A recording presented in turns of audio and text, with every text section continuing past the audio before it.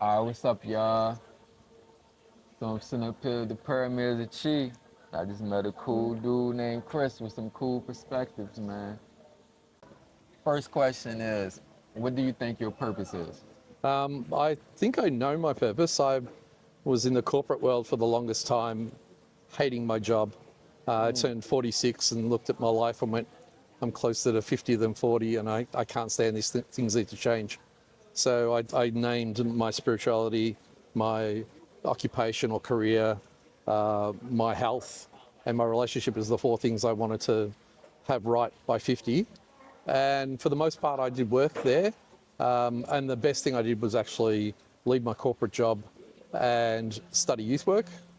And I'm getting goosebumps. It was like coming home.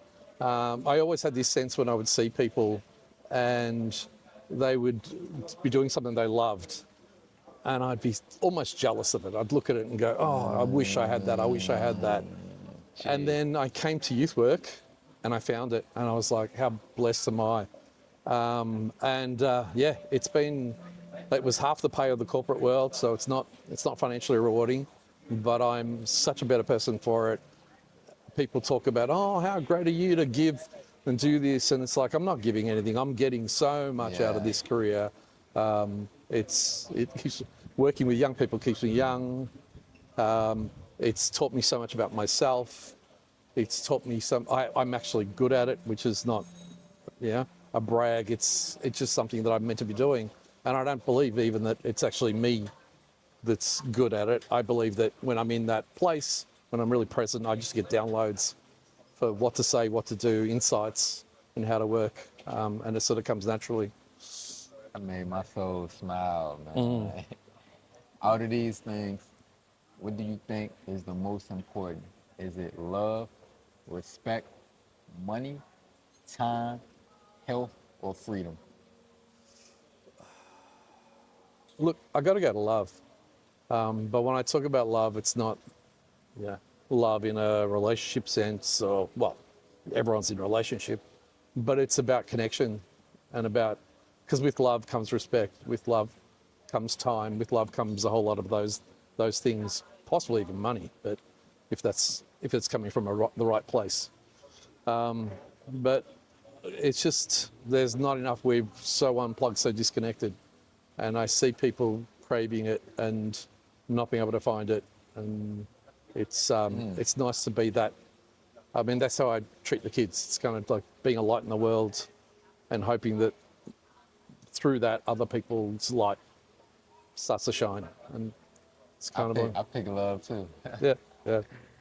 what's what's one of your biggest fears in life? I think loneliness actually. It's something that I'm wrestling with at the moment. Was married, separated, now being single and 60, it's like what's happening, seeing my parents get older, having no children of my own, so there's not that, like I'm very much involved in my parents' life now. My dad's about to be 92, my mum's 88, and we're all the children are sort of rallying around. It's very Greek, that thing about looking after your parents, but it's not coming out of a place of obligation. It comes from a place of love because who they are and what they've done for us. But it's interesting to watch because then I reflect. I can see that's my future. I can see. I'm watching their bodies deteriorate. I'm watching them go through all this, and I'm like, what's going to happen to me as I go on this down this path? Who am I? Am I going to have anyone? What's that going to be like? So, and then there's just the thing of having a lot of love and wanting to share it with someone and not being able to. And that's something that's Man, you got powerful my as well. brain wheels turning. What's one of your biggest regrets in life? I try not to have regrets because there's everything that has not worked out has had a silver lining. I've had, I was working as a youth worker in the youth justice system. So I was actually working in a prison, watching these young kids getting treated horribly, watching them being treated like criminals, even though they were just, 14 to 18 years old. and people deciding what their fate was, who they were at that age. Like, you know, it was infuriating. But now I've forgotten the question. Sorry. What was my biggest regret? Yeah, what's one of your biggest regrets? So I ended up working there, and I ended up getting PTSD. And I'd be sitting on the couch with a heart rate of 104, watching TV, nothing going on, no reason to be panicking, but having an absolute panic attack. And it taught me a lot about trauma and safety. But the thing is, coming out the other side of it, I did some treatments. I ended up managing to shake it. But the gift it got me was I finally understood how important safety is in the world, and how we need to. That's one of the things that, and I think one of my superpowers that I have with the kids, where they know I'm safe. They can sense it, they can feel it. And so through that, once they feel safe, I can start building capacity. I can start doing a very much strength-based approach to look at what they're great at, you know, start building them up, really giving them some self-esteem and some value and some worth. Yes, sir. So yeah, that was one of the worst things that could have possibly happened. I was for almost a year housebound and traumatized, and the phone would ping and I'd be in a panic. I just kept reacting. Yet had I not gone through it, I wouldn't be. I'm a much better practitioner now for having gone through it, because I understand that. So there was a gift in it. So I don't regret that, because I actually went deeper. I actually realized that I was practicing, well, a lot of the stuff that I was doing for young people was actually coming from my own trauma and wanting to be there for them, because no one was for me. And then I know there's a saying in Buddhist terms of chopping wood, before enlightenment, chopping wood, carrying water. After enlightenment, chopping wood, carrying water. So I was doing the work, but it was coming from a place of my own pain. Now I'm still doing the work, but now it comes from a place that's true. So, yeah. Jeez. What's one of the biggest lessons you learned in life? Ooh. Be gentle with myself. And I think this is for everyone. I tell people this. Speaking of that, Yeah. be gentle with yourself. Somebody told me you can like talk to your body. It's like I have nerve damage on the left side of my body, and sometimes like my hands, I can do this, but on this side, you see the huge difference. I'm really trying to do this, Yeah. but and I'd be like, I used to be like, a stupid hand. Sorry. Yeah. Stupid hand. Yeah. And they say you shouldn't talk to yourself like that. Be gentle with your body, because your body hear you and treat you how you treat it. Yeah. So now I just say, I treat myself good, give massages, and try not to be so hard on myself, man. So be gentle and be kind to yourself. Go a long way, man. Yeah. There's a quote that I love. It's a Nelson Mandela quote, and it's something to the effect of, it's not the darkness we fear, it's our light. We're comfortable in putting ourselves down. We're comfortable in feeling negative. That's sort of comfortable to sit in fear. That's kind of people's default. It's the idea that we can step out of that and take responsibility, which is the other bitch about this, about doing this. But you got to take responsibility, and then try and live in the light. You believe in love at first sight, soulmates, and all that type stuff? I believe, yeah. Well, in terms of connection, I don't know about. Well, potentially soulmates. I've got a friend who, on paper, we should not be friends. There's no way we should be friends. But we have this connection that I can't define. And it was interesting because one day we dated when I was 20, didn't work out. I said, we're going to kill each other. We can't do this. But we were still drawn to each other for some reason. And then again in my 30s, I started working near her. I was working in town, and we sort of connected again. And we would kind of fight like husband and wife.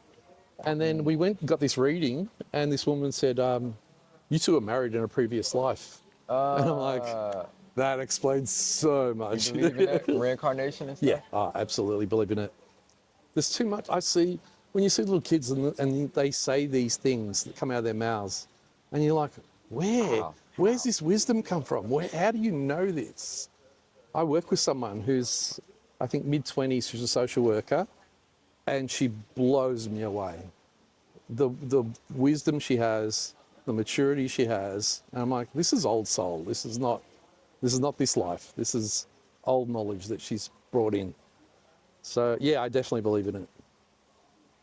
Somebody, me being half your age, what's a great piece of advice you would give me Oh my that you God. wish somebody would have gave you? Um, I don't know.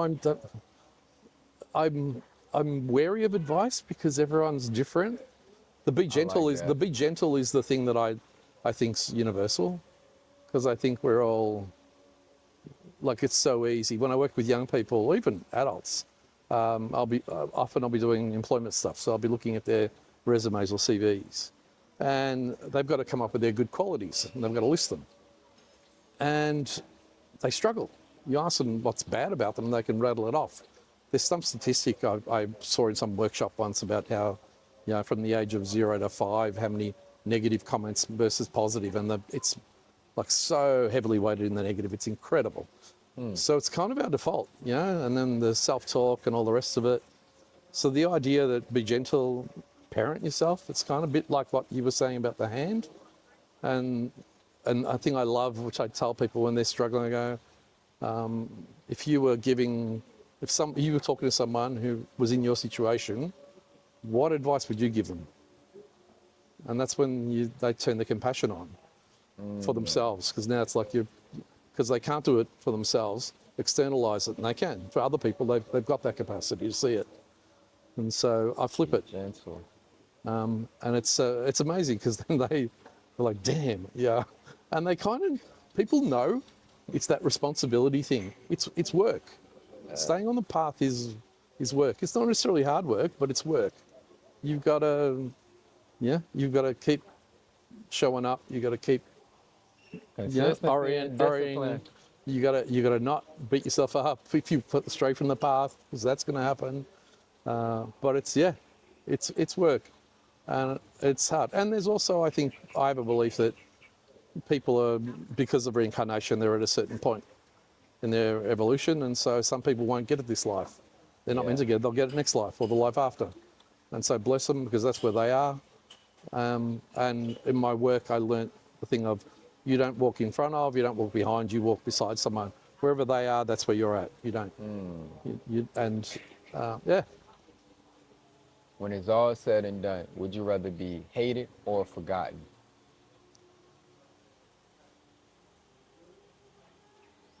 I don't think I care. I'm not worried about legacy in terms of being remembered, being eulogized, being that person. I want to feel like I've made a difference this life. And if I've done that, then job done. And I'm getting to live that now. I'm in a place where I've overcome a lot of things, and I'm kind of, it's much easier for me to stay in my heart. That's the other thing I learned about myself. When I'm in my heart, life flows. When I'm in my head, bad things happen. So a reminder to stay in my heart, but I'm blessed that I'm in a workplace that fosters that and encourages that. I've got people in my life that support that. And when I say blessed, I've also cultivated that. One bit of advice, probably. Look at what serves you, and if it doesn't serve you, then let it go. It's, That's for everything. yeah. 'Cause I spoke about that on one of my past videos, how two people can be in love, married, kids, whatever. You know their family, they know your family, y'all know each other like the back of y'all hands. Y'all make each other have crazy orgasms. Y'all love each other, y'all really love each other. See each other every day, go to sleep with each other, wake up with each other every night, know each other's favorite foods, allergies, all that. And one day y'all end up being complete strangers. Oh my God. that's one of the saddest things in life to me. But it's like, well, I guess y'all serve each other purpose in y'all life, and, and you just gotta keep it moving and keep Yeah, living. yeah, But that's so crazy because that happened to me and a girl, and we live 30 minutes away from each other. But if you was to see us now, you would think we never knew each other. And it's like, wow, but we got so many memories with each other. But from the outside in, you wouldn't never know. I think that's so sad to me, man. How you feel about stuff like that? well, I've been through that, and there's pain there definitely when that happens, but there's also, for me it was a situation of, and I didn't instigate the breakup, but I'm kind of glad it happened because it wasn't as healthy for me. It was probably a little more codependent, but it was also what I needed at the time. Yeah, I got so many gifts out of that relationship, so many blessings. I've got, I don't have children, but I have stepchildren, and now I have grandkids, even though they're not biological. I'm their papu, as far as they're concerned. I'm their grandpa. So it's, I've got that. I'm still friends with my ex because that was what we realised had to happen That's for a the blessing. kids. And a blessing that we both could do it because that's not just on me, that's on her as well. But yeah, and now to the point where we see each other, I give her dating advice, so like we can talk about each other's lives as friends, and that's not there, but something drew us together in the first place. Yeah, she was a beautiful soul. There was something about her. I loved her confidence. She taught me so much. So I can't just to throw that away is to me is insane. And so I still appreciate her. I'm still grateful for her. Yeah, not every aspect of it was perfect, but do I focus on the bitterness and the sadness, or do I focus on the love and the good things? And again, what serves me? Well, it serves me to focus on the good things. So, Man, life's so crazy. yeah. Last question, man. This it's left field. This just for the audience. The audience always go into uproar when I ask people this. There's no wrong or right answer. Well, actually, it may be, but do you think a person can be born gay? Uh, I guess so. I, I don't like. For me, it's about however you identify. You identify. I don't understand why people get in a tizzy about other people's lives. Like, what's it got to do with you? Like, if they want to identify as trans, if they want to identify as gay, if they want to identify as queer, it's yeah. There's a thing when I work with kids, this comes up a lot because they query. We'll wear these rainbow lanyards, and so straight away there's this discussion about sexuality and the rest of it. And I work in a very predominantly Muslim school, so it's not haram, for this. It's not part of thing. So my response first, and I heard this first in a disability thing, but I've stolen it from as to be in life. It's always person first.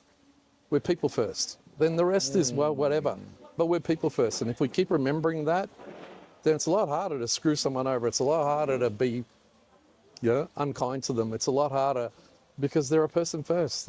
We're all brothers and sisters. We all, if you cut us, we all bleed the same blood. It's not, it's so, for me, it's kind of a non-issue. And it's like, I don't care. Yeah, you are who you are. I see you as a person, and that's where not even your worth, but that's what I value. So Person first. yeah, and then everything else comes afterwards. I know I said that was the last question, but I thought about somebody was talking. So this is honestly the last question right here. What do you think happened to us after we die? Oh, I'd love to know. There's part of me going, will I remember? I've heard different Because theories. I I've feel like heard, we dreaming right now, and when we die, we wake up. That's what I think. yeah, I don't know about that one, but it could be. Look, Yeah. the truth is I don't know, and so Yeah. I No. can't speak Nobody to it as knows. any authority. But I've heard the thing about where our souls leave to some sort of pool of souls and then come back, inhabit another life. Oh, that's a movie. Huh? I kind of believe in that. I'd heard something about it even used to be in the Bible, and Christianity went, hang on a second, how do we control people if we tell them they get a second chance? Like, we'll lose our power to manipulate them, so they took it out of the Bible. I don't know if that's true, but there's just something that feels right or feels truthful, feels my truth around reincarnation. So that's what I think. Yeah. But the thing I learnt about beliefs and spirituality is they're personal. You can't impose them on people. So if anyone disagrees, bless you. I support you too. No hard feelings. Yeah. All right, man. I appreciate your time, bro. That was amazing. I just felt like that was a therapy session. Well, I'm glad I came down, actually made a mistake with the day and came down a day early Yeah, that was because I wouldn't cool. have met you. Thank you, bro. And it was funny because it's one of the things that when I got here and I realized I was here the wrong day. So the first question is just for the owners. What's your honest opinion about the pyramids at Chi? Be honest. Well, I think there's probably some amazing things going on here, but I'm also a little bit skeptical. I've been following a spiritual path since I was 30, so 30 years. And I've seen a few people selling stuff that I didn't really want to buy, and so I'm a bit wary when it comes to healing and who's genuine and who's not. Having said that, I've had treatments here that I've really enjoyed, so I'm kind of on the fence, and it depends on who it is and what's going on. Would you recommend this place to people? Yes, I have actually, and was going to bring a friend down for a treatment, but unfortunately she wasn't able to go. Actually, the treatment we were going to go to got cancelled, and so she's now back in New Zealand. But yes, I would. So if somebody that never been here and never thought about it, how would you introduce them to this? What would make them want to come? Well, it depends on what the workshop is and what's going on. Usually I speak from the place of where something I've done before. So I've done breathwork. I know breathwork fairly well. Done it back in Australia, had breathwork sessions here. So I have a lot of sort of faith in being able to sort of, speak to that and tell people about, the benefits of breathwork and what it is. And so have confidence to recommend something like that. Usually I won't recommend something I haven't tried first and haven't had a sense of it being something for a person, but also for the right person. All right. Experiencing it, how did it make you feel the first time? It was good. I was in a bit of a stuck place, so it helped me sort of open up a bit. Breathwork can do that for me, which is one of the reasons I love it and one of the reasons why I keep sort of coming back to it. I also love about breathwork is it's personal. It's because it's just breathing and you. It's not a facilitator telling you what to think, what to do. It's all about your experience, and so therefore it's not. There's no manipulation. There's no gaslighting. It's a straight up process, and it's different for everyone and what they get out of it. Cool. All right.